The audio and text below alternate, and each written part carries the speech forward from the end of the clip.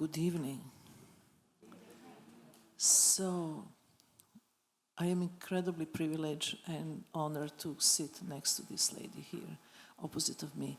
And I was thinking, we just met 2 minutes ago.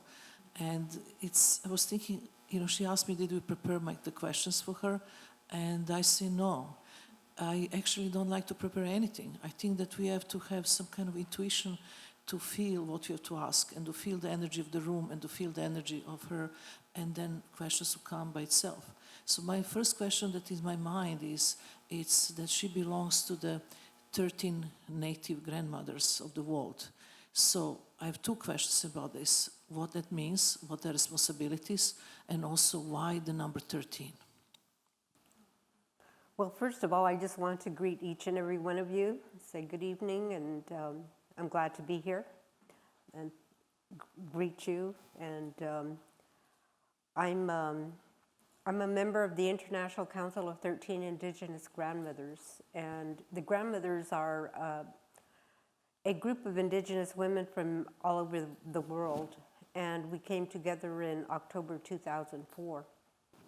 And when we decided that we were going to form this council of grandmothers, we said, well, what are we going to call ourselves? And one of the grandmothers, our Yupik grandmother from Alaska, she had a bundle, and she opened the bundle, and inside the bundle there were 13 stones. And she said, this is a bundle that my grandmother gave to me when I was 9 years old. And she said, this bundle is for the 13 grandmothers. And she said, I didn't know what she meant at that time, but we must be the 13 grandmothers she was talking about. And so she said, so she came and gave each one of us one of the stones from the bundle. And she said, most people think 13 is an unlucky number. But my grandmother told me that 13 is a sacred number, and that the number 13 is found in many things of nature. Like she said, the scientists decide, kind of like say, okay, so there's 12 planets, but we say there's 13. The Gregorian calendar has 12 months in a year, going by moons. We go by moons, and we say there's 13 moons in the year. And so, and even on the back of a turtle, on the shell, the little squares on the turtle shell, there's 13 on every turtle's back. And so she said, the number 13 is very special and sacred. And so let's call ourselves the 13 Indigenous Grandmothers. And that's how we became the International Council of 13 Indigenous Grandmothers. And what will be your function? I mean, what is the really function of the 13 the grandmothers? When we came together, we had time to talk about what we thought about, what have we been told in our, among our Indigenous teachings about how, how we are to conduct ourselves and take care of life on Mother Earth, and the concerns and what we were seeing happening today. And so we decided that what we wanted to do was we needed to protect our earth-based medicines, the medicines that Indigenous people rely on and have used from time immemorial. And today, and at that time we were talking about the pharmaceutical companies coming into Indigenous lands and territories and taking our medicines and patenting them. And by that, they were taking away our rights to use our own medicines. And so we said, we can't allow that to happen. We have to take a stand and protect those. The other one was that was our culture and our traditional spiritual practices and beliefs, that we needed to uphold those, and each one of us in our own communities or nations that we come from, we have those things yet. We still practice them. And so we said we need to preserve our culture and our spiritual practices and beliefs. And then we said, well, we see a lot of chaos and turmoil in the world, a lot of unrest, a lot of violence. Violence not only towards each other as human beings, but also violence towards all of the life forms in the world. All of the animal life, the ones that live in the water, the plant life, the Mother Earth, all of this violence. And so we said what we must do is we must go out and promote this message of peace. The message of we are all related, we are all connected, and that we must share that teaching and hopefully create an understanding among all people that we are all related. And in that way, we would be carrying forward a message of peace to the world. And so we made that our mission. It's interesting that I was very recently, when I was making my biography, my book, Walking Through the Walls, I was very recently aware of the number 13, because somehow my book finished on the 13th chapter. And there was a chapter, and it was saying the editor, but 13 is not lucky number. But somehow I felt that the number 13 was right number of chapters. And much later on, it told me that actually it's, as you said, it's very ancient and very sacred number 13. So in some kind of intuition way, I got to the 13 without knowing all this, what you're saying. But I want to say something else. In the early 80s, there was a very important meeting that I actually was lucky to witness. And the meeting was in Frankfurt during the book fair. And the meeting was between the Hopi Indians chief, those time also woman, I don't remember, so long ago the name, and the Tibetan, also the Tibetan Lama, and the NASA representatives of NASA space program. And what was the meeting was about, first of all, I didn't know that actually your relation to Tibetans is so profound, because the Tibetan name for the moon is exactly exactly Hopi name for the sun. And Hopi name for the sun is a Tibetan name for the moon. It's just kind of like almost opposite cultures. And then it was interesting, something else there, that actually the Dalai Lama was present, and His Holiness Dalai Lama was talking to the Hopi Indian with the sounds. It was not the words. It was a kind of strange sounds. It was a pre-language conversation, and they understood each other completely. And the idea of this meeting was that in predictions of Hopis and the predictions of Tibetans, taking uranium out of the ground would change stratosphere around our planet. This actually completely disbalance, the stratosphere. And these rituals and the beliefs and the secret knowledge was there for a long, long time. But of course, scientists have to have proofs. If they don't have proofs, nothing exists for them, even if it's obvious. So that means that actually NASA had the proofs that this was true.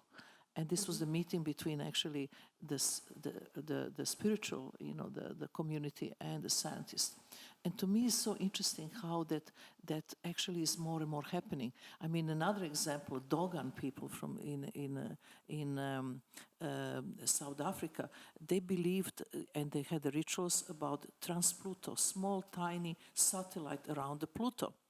And nobody knew that this little satellite exists. till scientists find the telescopes and say, oops, there is a Pluto, there is a little satellite. But they've done already the rituals and the dances forever, doing it. So I think that all thing that how actually one thing that connect the artist and the natives is really intuition, that somehow things, and scientists need to prove them that they exist. But who cares? Things exist without scientists proving them. Mm-hmm. And to me, it's really interesting.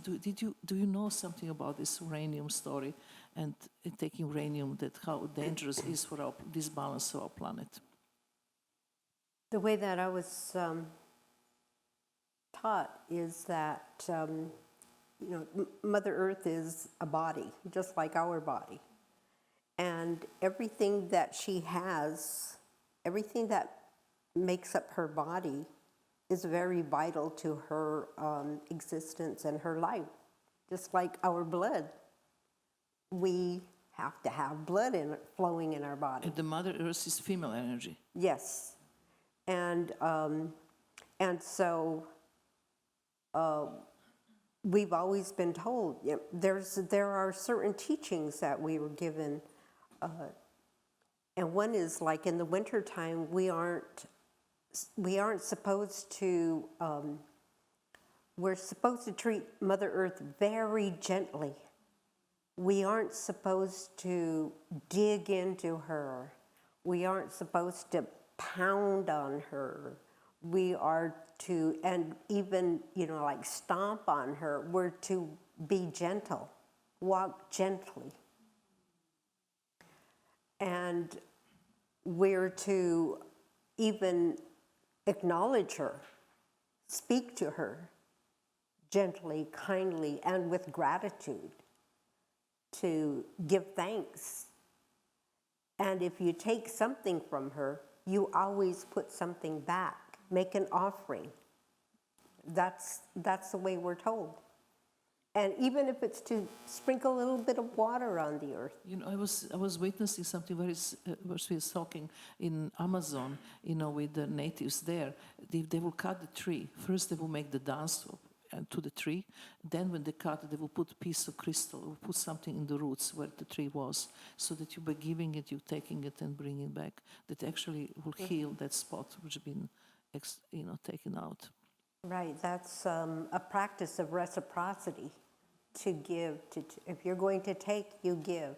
It's that reciprocity that we practice, and it's like that even in it should be a practice we do in any of our relationships with one another, not only just when we're taking something from Mother Earth, but this is all part of making good relationships. This is part of having that understanding and practicing this concept of we are all related, is this reciprocity.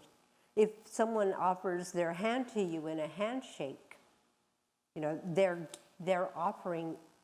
extending it to you, offering it to you. And you in turn extend your hand back out. And so there's this reciprocity of giving and receiving. But what we do with the situation when we have such a huge damage made to Earth is almost, you can't even repair what we've been done. And right now we have 7.5 billion people living, which Earth can't handle it. It's too much. What is going to happen? Oh, you're a grandmother, so you have the answers. I'm still learning.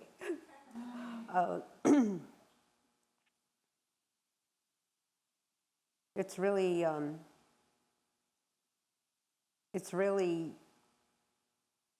been, like in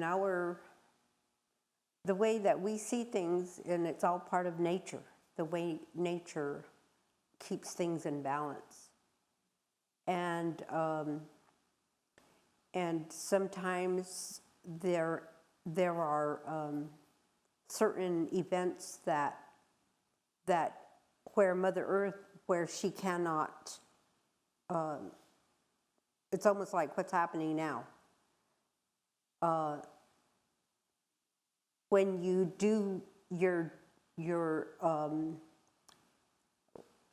like for Mother Earth, and we digging into her and pulling oil or uranium or coal or any of these extractive events that are going on our Mother Earth, it creates a void. It makes a hole in her body. So what happens? She's going to adjust it. And so, it's unfortunate that, there has been such a population growth. It's unfortunate that that there hasn't been preparation for it. Making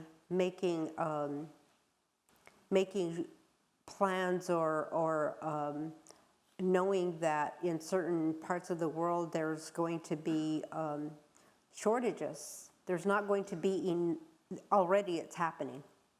There's not going to be enough food. There's not going to be enough water. There's not going to be enough land. Space for people. And what happens is then something has to give. And so what's happening is, with this expansion and the urban sprawl and everything else that's rapidly growing with no regard to, the impacts it has. There needs to be some efforts to, create checks, a way to check on that and how to respond to it. I'm kind of a little bit amused that you're asking me that question because, when it comes to development or even things like the extractive industry, the mining, things like that, or the building of dams and all these things. When it comes to that, there is no consultation given to the indigenous people. They come into our lands and territories and, they dam up the water. And it has a major impact on the existence of the people who live there. The animal life, the plant life, everything. But there was no consultation before the mining started, before the dams were built, before the huge corporate agriculture has been established, destroying the forests, the rainforests, all these things. There's no consideration, no consultation, and what's called free, prior, and informed consent by the people who live in these areas, who depend on their livelihood from keeping everything as it is in its natural state. And so, you're asking me, what about this, the population growth that,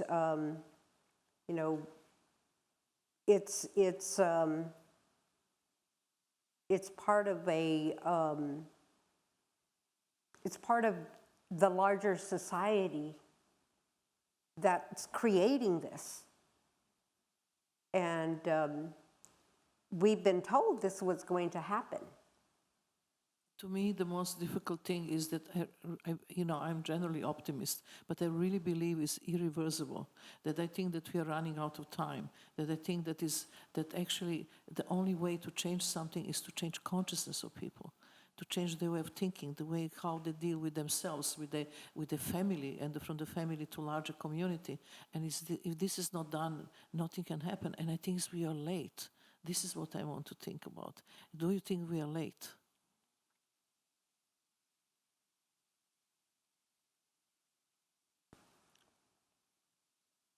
I don't know.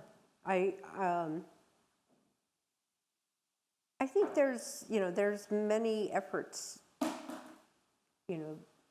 being done right now to try to bring things back in balance. There's more awareness. I've heard it referred to as being awake, the awakening where people are becoming more aware and beginning to take their own responsibility in how their life is conducted or what they're in support of. I just want to share with you one really funny opinion. But there is in Lapland, there is a group of the shamans there who do something called collective dreaming. They will go together in seclusion and do the rituals with, eating very little food and being in a solitude for a long time. And they will go and dream the dreams. And the dream have to be collective, same dream. So coming out of this dream, once of the shaman told me that actually the best thing happened in this planet right now is the Trump to be the president. I said, how is this possible? It's the best thing to happen. He said, yes, because he's so irrational, he's so crazy. That's actually create that awakening, that we finally wake up. Because before it will be another guy and everything looks similar. But he's so different than anything else. So he's the magician who waking us up. What do you think about that?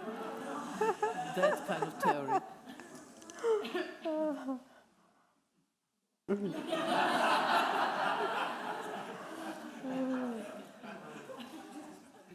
Yeah, I know, it's speechless, I understand. but this is one opinion. Mm-hmm. But it's so important, the spiritual community, and I think that's a really big hope to kind of go back into spirituality. That I personally don't like religion. I don't like religion because to me it's to do with institution, with the corruption and money. But spirituality is a different thing. Spirituality is something that I can relate to. And it's all, again, talking about changing consciousness. Changing consciousness is a key to everything. I was just recently in Stockholm, and I was asked as an only artist to give a talk for the Nobel Prize, in a ceremony of Nobel Prize. And I was asked to talk about water. And I was giving this very simple example. This is something that the Japanese scientists actually discovered 10 years ago, and you can see on YouTube. And if you have 2 glasses of water, like this one and this one, can you give me yours, please? And they're exactly the same cup full. So you take 1 glass of water, and you drink this glass of water of the incredible rage and anger and frustration, really, really angry. And then you take this second glass of water, and this glass you really drink with the passion, with the compassion, with the tranquility, with the full of love.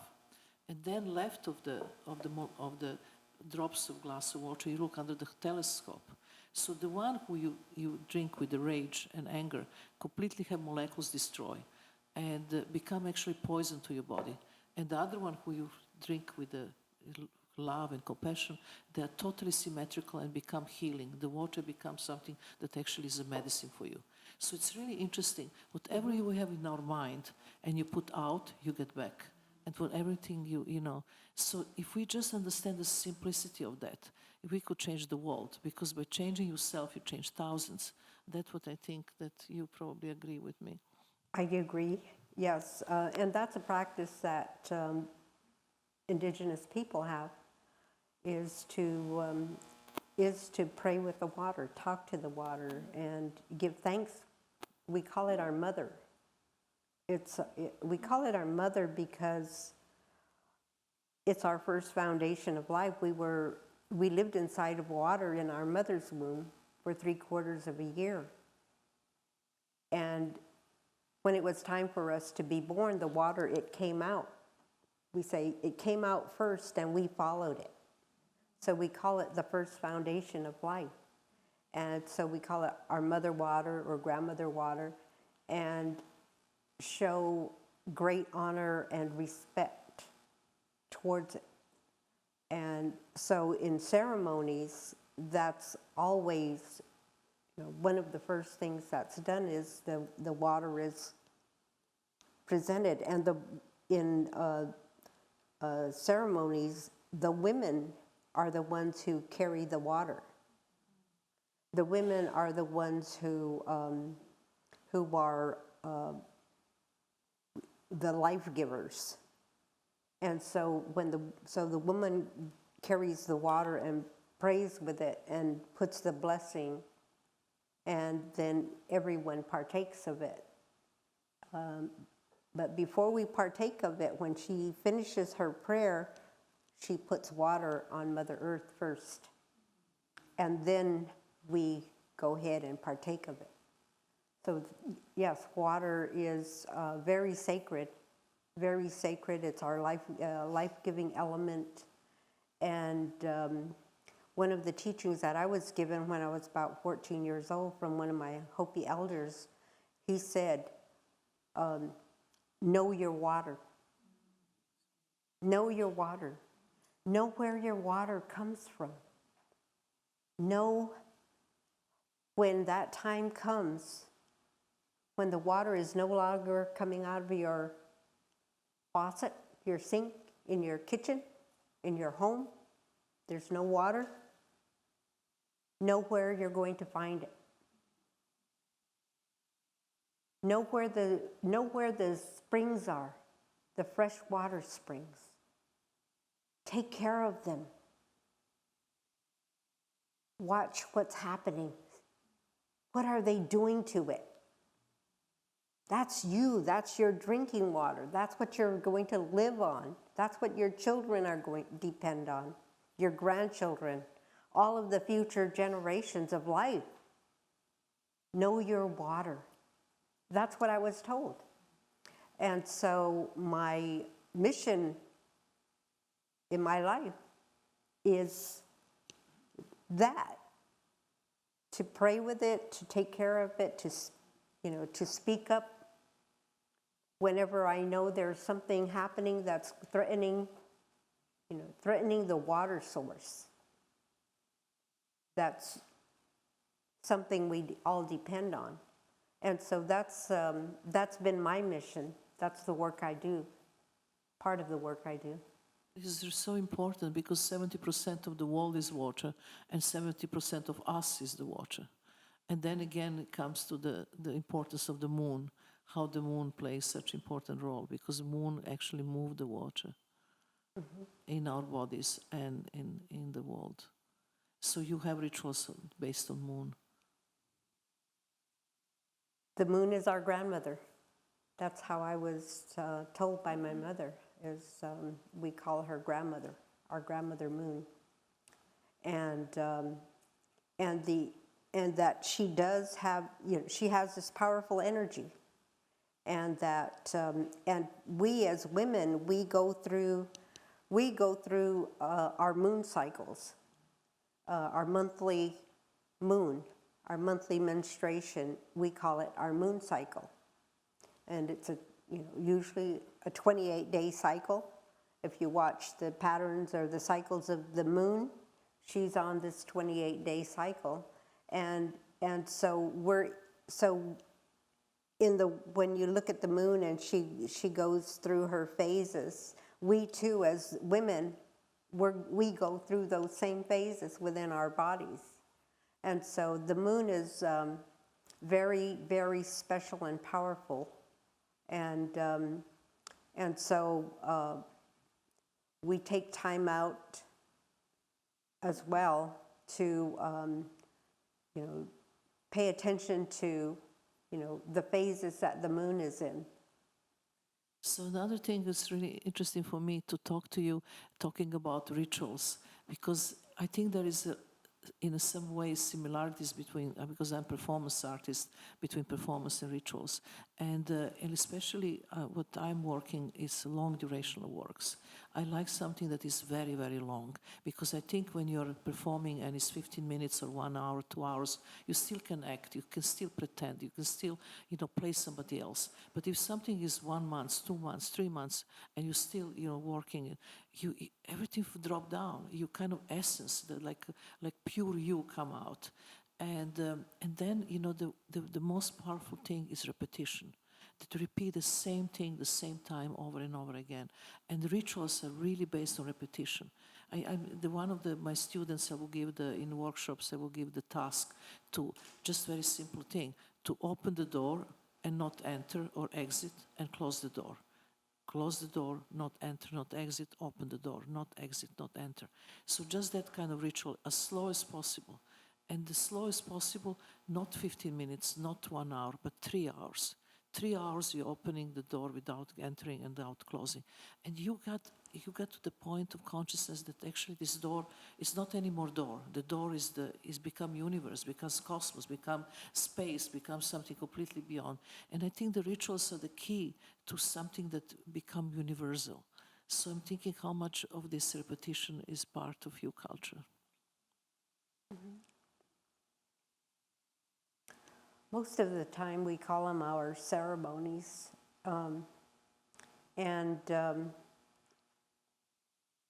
Traditionally, ceremony begins when a baby is born and goes for each stage of life, the 4 stages of life. Yeah, child, adolescent, adult, and elder. Yes, that's the whole cycle of life. And there's a prayer that's made for that child when they're born, and the prayer is when they're introduced to everything, out to the sun, everything out here in the world. When they're introduced, the prayer is that that child will aspire to live a good, full, healthy life and live to old age. And at the time when it's time for them to go home, they will go to sleep and go that way. How lucky they've been, because I come from communist family, nothing like this. It's nothing like this. I have to learn everything myself. And then I just one question about the rituals and repetition. We will talk the rituals, yeah. Well, in each one of those ceremonies and other ceremonies, there are certain kinds of certain songs, certain prayers, certain instruments, certain herbs,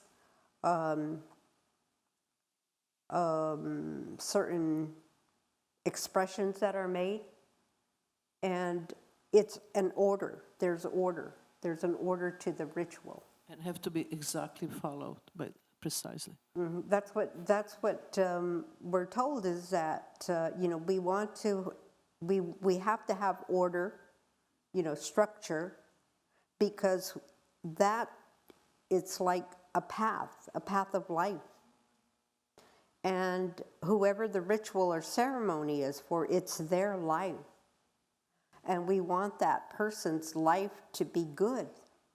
And so we have certain ways of doing it. And there's some ceremonies that, people are prepared their whole lifetime, practically, before they're given the authorization to do the ceremony. Yeah, because there's certain songs that they have to sing in order. They're in order. You can't leave out one of the songs. There's no shortcuts.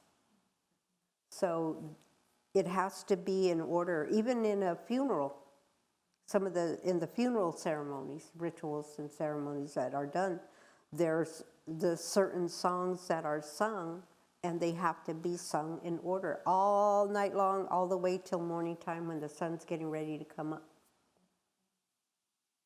Thank you. So I was thinking, we have such a great public, we should really address some questions from the public to you. So please, anybody interested in something? Wow, I knew it.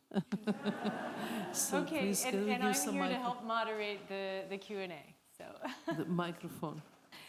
we have microphones on either side. So we'll start, I suppose, right here in the front row, the woman here. And then is there someone over there we want to get ready? Okay. Hi, thank you both very much for being here this evening. My question is, you spoke earlier about the urban sprawl and how important it is for us to know where our water comes from. Most of us have no idea at all in the urban sprawl where our water comes from. And I've often wondered with us whether we are some kind of parasite to the earth. And when you mentioned the water, it reminded me of that. And I wondered what you thought about that and whether the Mother Earth at some point might decide no more water for you. And you, the parasite, would cease to exist. But the rest of you that know where your water is, you won't. So I wondered what you both thought of that idea. You mean basically is going to be selection? Yes, in a way, yes. I mean, yeah, maybe not, but that's my first question. The reason why we were told that we must always be, give thanks for the water is because we believe that it has the water, Mother Earth, all of these elements have great compassion for us. But it's just like, again, the reciprocity, you still have to take care of it. I mean, like, I think of, for example, like Flint, Michigan, okay? I think of now in South Africa, I think one city, great big city, and maybe it's Cape Town or somewhere, but they have no water. They're in it, In Brasilia, I was told that there's times when they have water 3 days a week because they have a great water shortage. So it's happening. It's happening, and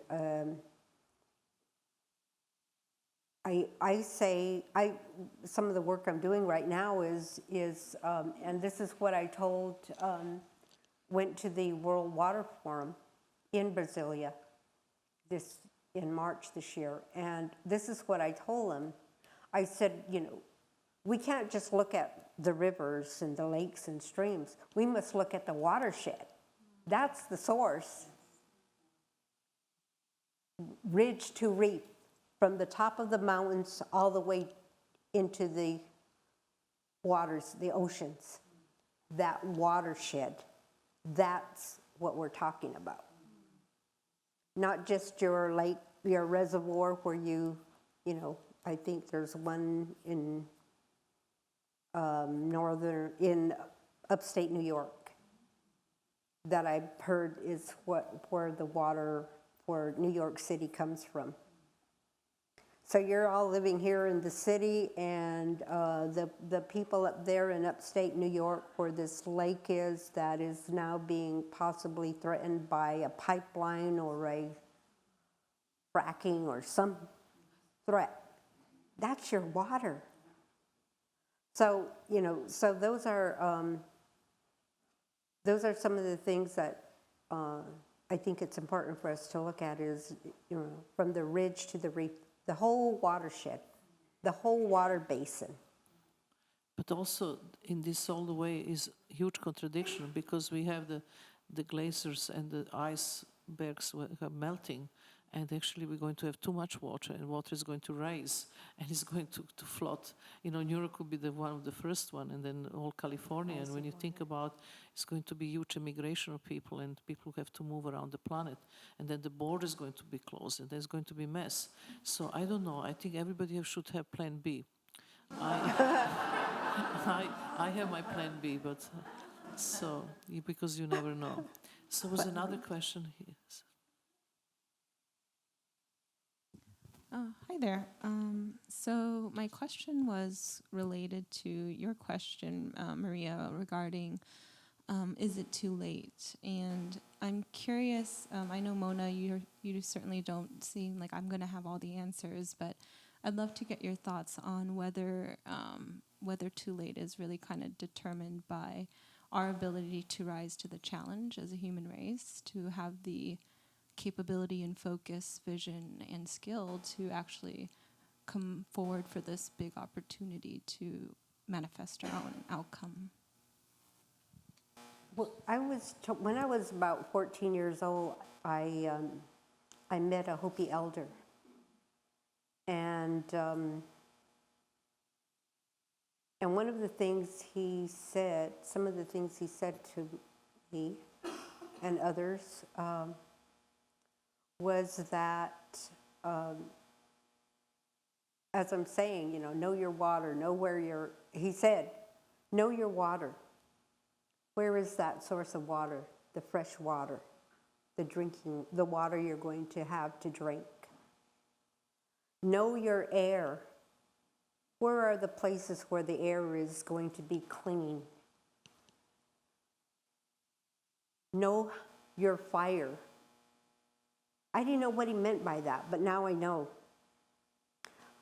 How many of you know how to start a fire with flint or without a match or without any artificial means? That was what he meant. I haven't learned how to do that yet. I have the kit, but I still don't know how to do it. So learn how, and then, you also need to know about, where Mother Earth will have the edible plant life, where you will go to eat, get food. It won't be in the supermarkets. If it is, it's so outrageously expensive, only trumpets will be able to go buy it. But that was what he told me. That's what I heard.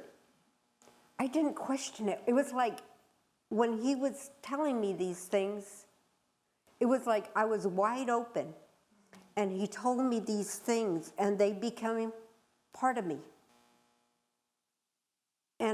And this has been my walk of life. So the other thing they said, and it wasn't only him, but many other elders that I followed, and they said that there's going to come a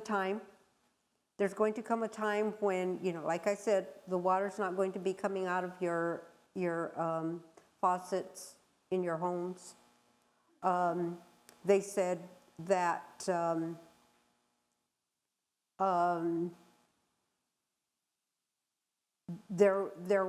we're going to come to a point where we will be crying for our loved ones, and that we are going to have to step over them. Meaning that there are going to be people who are not going to survive, and there are going to be people who will survive. And so, I guess that's hope. We have to have hope. And, anytime you're seeking hope, or that there's something coming, I mean, let's take, for instance, you're going to be a parent for the first time, and you know this child's going to come, it depends on you. You have to provide for it. So you have to prepare for it. You have to have what they're going to need. And so we know, we can see it already, all the climate change, all of the, the melting of the glaciers, the rising water levels, the droughts that are going on, the earthquake, all these things that are happening. And what I was told then was that there would be this chaos. And, but at the same time, have hope. Don't just, say, okay, well, it's coming, sit down and go with it. We shouldn't do that. That's what I was told. But in the past, the big wars was always regulating the amount of people on our planet. And now there's no war in that kind of big global wake. I was the first one or second war. And so then in prognostic, that will be 14 billion people on the planet in 2035, which is incredible amount. So the Earth, as I again say, they can't hold it. So you have to be some kind of natural regulation that can be not something that many people survive. I mean, we have to face into this. It's not being pessimistic, it's just facts. They are facts. But there is one other question. The microphone, please. Thank you. Yes, I wanted to know if ceremonies changed over time, or if they were actually timeless, and if it was important for a ceremony to be timeless. Well, here in the United States, we've gone through oppression of our culture and spiritual practices. It was against the law for us to have our ceremonies and do the ceremonies, to even to have possession of our medicines, our earth-based medicines, to have possession of our eagle feathers, our paraphernalia that we use. It was against the law. And people, they were confiscated, destroyed, they were arrested, put in jails. And what happened was there were some adjustments to the ceremony. I just want to interrupt you. Do you think that they are forbidden because he was too powerful? Yeah, they felt threatened. So that means that what you're doing really works? Oh yeah, it does. This is the best news ever. Okay, let's take for instance, there was a big movement, spiritual movement. It was called the Ghost Dance, and it was this movement that where one of the prophet, Wiwoka, who was a Paiute, he had a vision, and part of his vision was that they were to do this dance, and that the dance would give them strength and power to not allow the white colonizers to take control over them. And the people, all tribes, it became a huge movement, and they're doing this. And the government was threatened by it. They saw it as a movement to create war. And so it was against the law to do the ghost dance. What the tribes did then was, instead of calling it a ghost dance, began to call it a social dance. Mm-hmm. And so they would all gather and they would do their social dance. But it was really the ghost dance. And they still do it today. The sun dance, there were many tribes that were doing the sun dance. And again, that was became a crime and they weren't allowed to do it. And part of it is where the dancers, the men, they would pierce their skin on their chest. So it was against the law. And so what some tribes did was continue to do the dance, but quit doing the piercing. But they still continued to do it. The people like the Pueblo people in New Mexico, Hopi, not the Hopi, but the New Mexico Pueblo people, what they did was they were invaded by the Spaniards, Catholicism. And so they'd have their traditional, their calendar, and that follows the cycles of the seasons. And for each season, there are ceremonies that are done. And so what happened was when they were beaten and killed and enslaved, to stop them from doing their ceremonies. So what they then did was they changed these seasonal dances into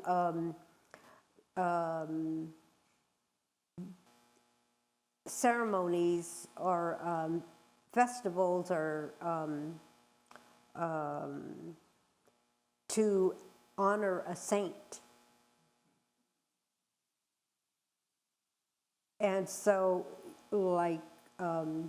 so they still do the ceremony, they still dance, but it's called, Santa Ana or the saint. And so they still they adjusted to it and still retained their ceremony.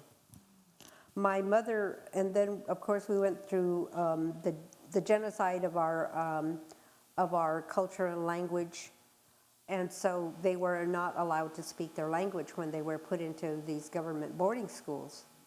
I asked my mom, how is it that you were still able to retain your language when you were not allowed to speak it? You were punished. And she said, what we would do is we would go away from the building and sit out in the yard under a tree maybe, and we would sit there and we'd put our hand over our mouth and we would talk in our language in low voices. And that's how they retained the language. If they got caught, they were severely punished. They were whipped, beaten. They were forced to, scrub the floors with a toothbrush on their hands and knees. They were, severely abused. But it was that strength that they had. I say ingenuity to figure out how they're going to retain, their identity and their culture and spiritual practices. Hi, thank you so much, Marina and Mona, for being here. I hope this day finds you both well and everyone else in the room. It's interesting, I never heard anyone talk about Mother Earth as the human body, but I've been saying for years, we're sucking the oil out of the earth. I'm not a scientist, I'm not a researcher. I don't understand how we don't understand that is exactly like sucking the blood out of a human body. It's not going to function the way it's supposed to function if we drain the human body of all of its blood. Same with the oil. The oil lives there. It's supposed to live there, and it's been there for billions of years. And we think, in the last couple of 100 years, if we just suck it out of there, it's not going to be a problem. Anyway, I appreciate so much that I'm not the only person on planet Earth that believes that. And the other thing is, if I may, if anyone is interested in giving a gift or for themselves or for others, there's an organization called Adopt a Native American Elder, and it's very important to give because we need to take care of the elders because of their wisdom and their knowledge and their love. It's like avatars. We need to have those on the planet Earth, otherwise we'll just self-destruct. Thank you so much. Be well, be safe, be happy.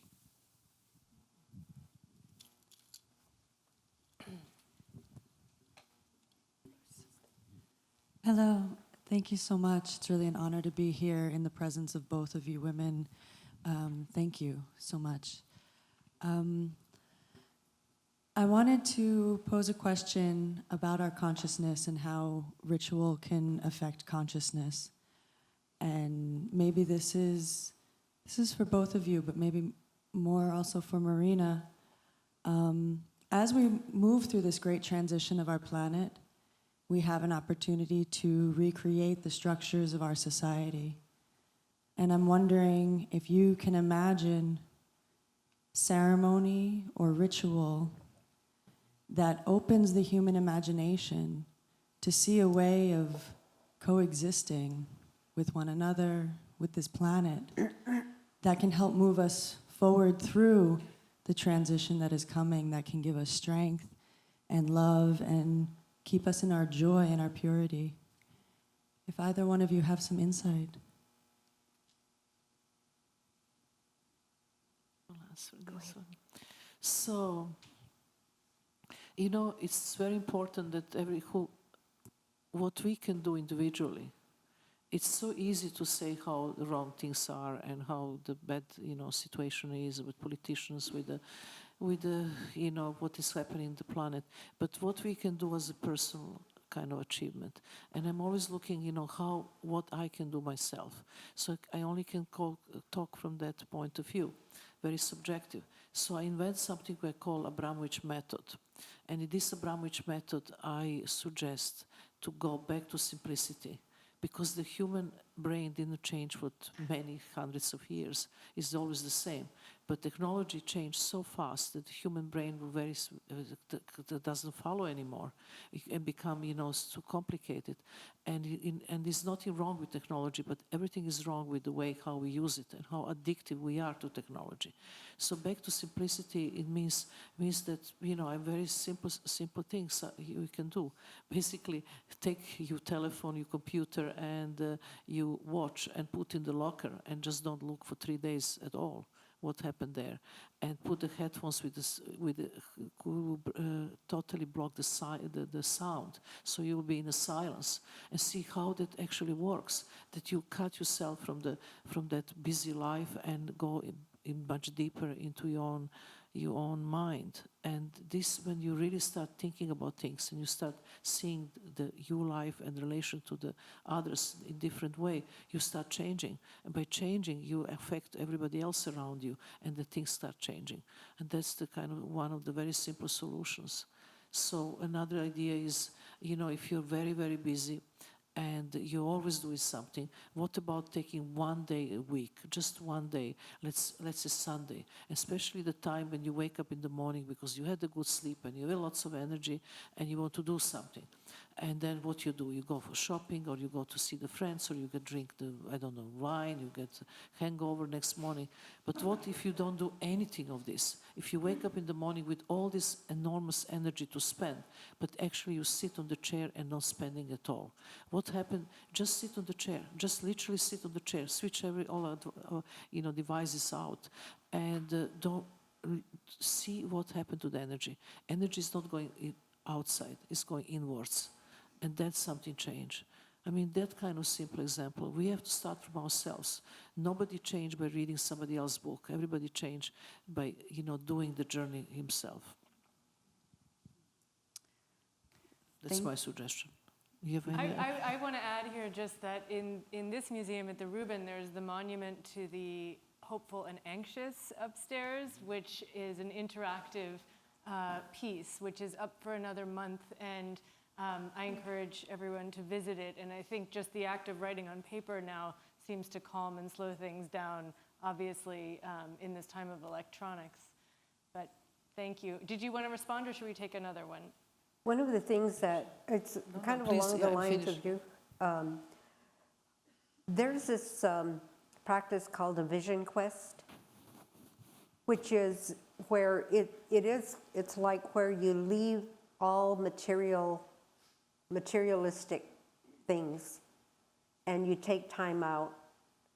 You take time out to be in a spiritual space of with the elements, and as well as to be in prayer and again making offerings, and it, the traditional vision quest is about 4 days. 4 days up on a mountain, but you can do, like Marina is saying, doing a day or even half a day where you take time out to go to a quiet place and to meditate. And it's amazing, there's things you learn that it's like messages come to you, or you understand certain things about yourself. And even the creatures that come around while you're in that space, the creatures that come around, they have a teaching for you, they have a message for you. That's so important what you just said. Message will come to you. This is exactly what's happening. I call this liquid knowledge. It's my own term from this. When you're sitting there in total silence, things start becoming clear. The message comes through you. It's not that it's just something, because this universal knowledge exists everywhere, but you don't have space actually to tap in. The only when in quietness actually this can happen. That's what you think about, yeah.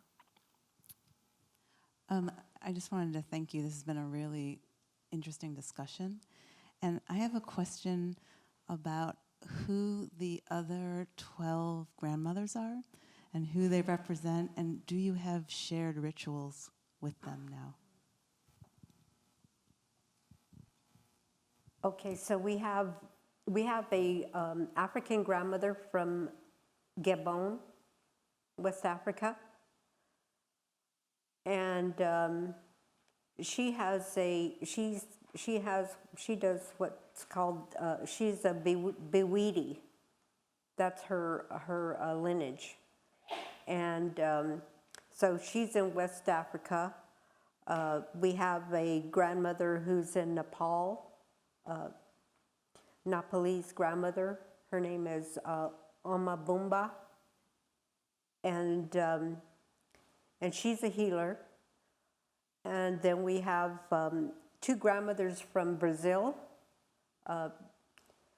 They live in Amazonia, a place called Mapia, and then we have 2 grandmothers. Well, we have one now because one of the other grandmothers passed away a couple of years ago, of the Lakota people. And then our grandmother from Alaska, the Yupik grandmother, and a grandmother from Montana, Northern Cheyenne, and a grandmother from Oregon of the Siletz Confederated tribe. And we have a Mayan grandmother from the Honduras, but has left and now lives in New Mexico. And then we have a late grandmother from Oaxaca, and then also a late grandmother from Tibet, and then me from Arizona. Those are the grandmothers. They come from those parts. We all come from different parts of the world.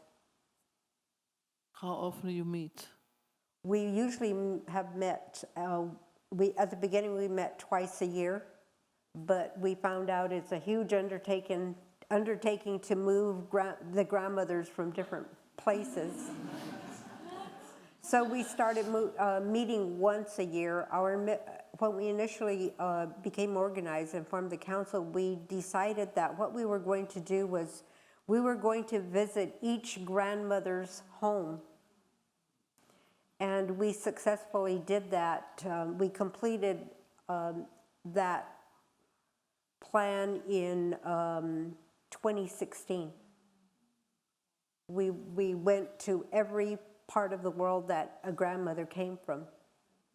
One of the grandmothers that lives in Brazil is actually from Japan, and so we went to Japan for her gathering. Our Tibetan grandmother, of course, is in exile from Tibet. Had been living in Toronto, Canada, but when she had her gathering, we went to Dharamsala, India, and met with His Holiness, as well as the Tibetan government in exile, and also with the Karmapa. Met with the leaders of the Tibetan Buddhist people there.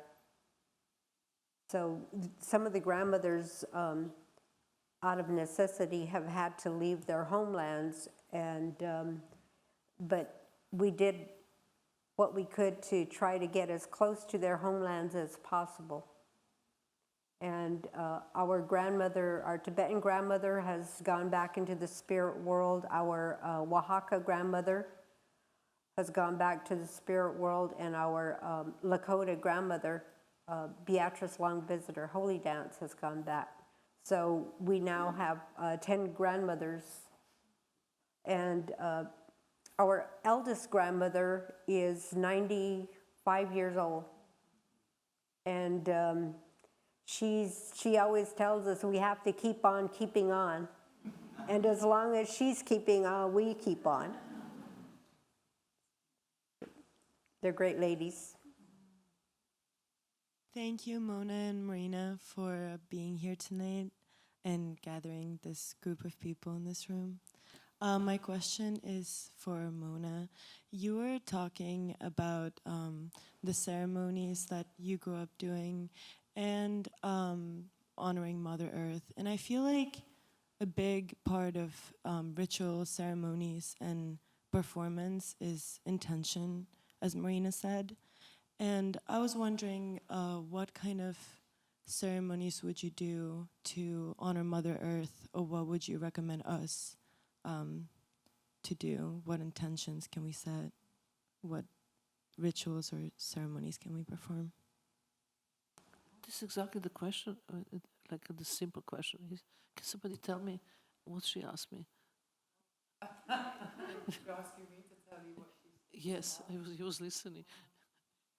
No, I think she was asking... It's about the rituals and intention. With the ritual. Rituals for Mother Earth in this time. Is that right? But I think that we had a great lesson today that actually talked to the earth. You have to, as she said, you put the hand out and say hello, and what we can do for you, and it's very simple.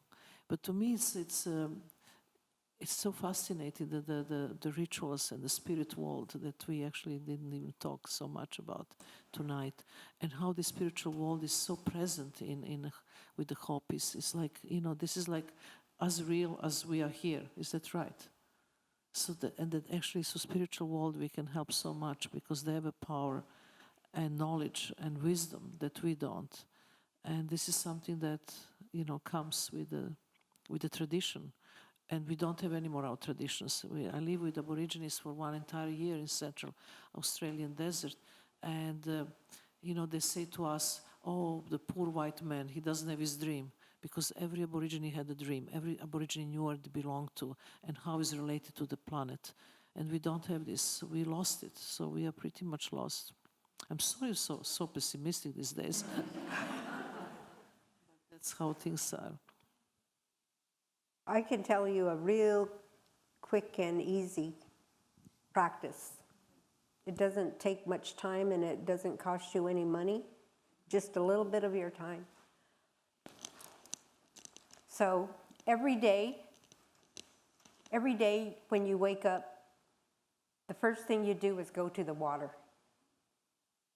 You either go and take a drink of it, you take a shower, you use the water, first thing.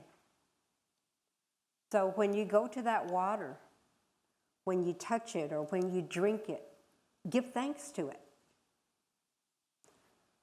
And, take a deep breath of this air. Give thanks to it.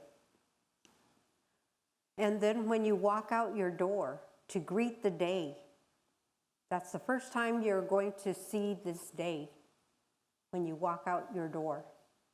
When you walk out the door, there's the sun looking right at you. And it's going to be with you for the rest of the day. Throughout the day, it's going to guide you, show you the way. You walk out your door and you greet it. Just put your hands up, smile, rub your hands together, pat your heart, pat your mind, put the light in your face. Make a motion towards Mother Earth and bless yourself. That's it.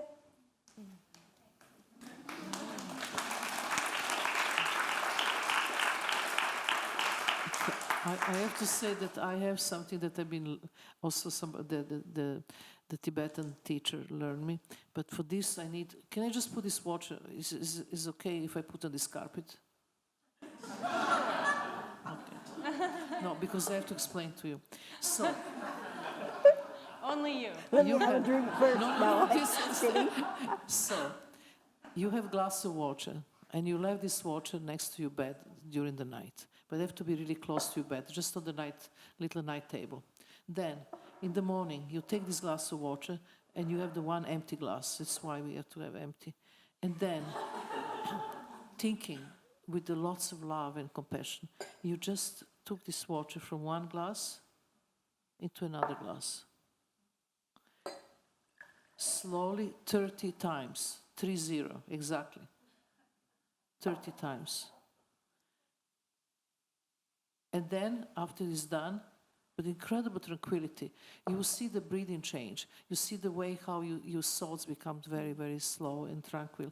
You drink this water. This water become real medicine for the day. And you settle you up completely in a perfect condition. So, another simple exercise. Yeah. I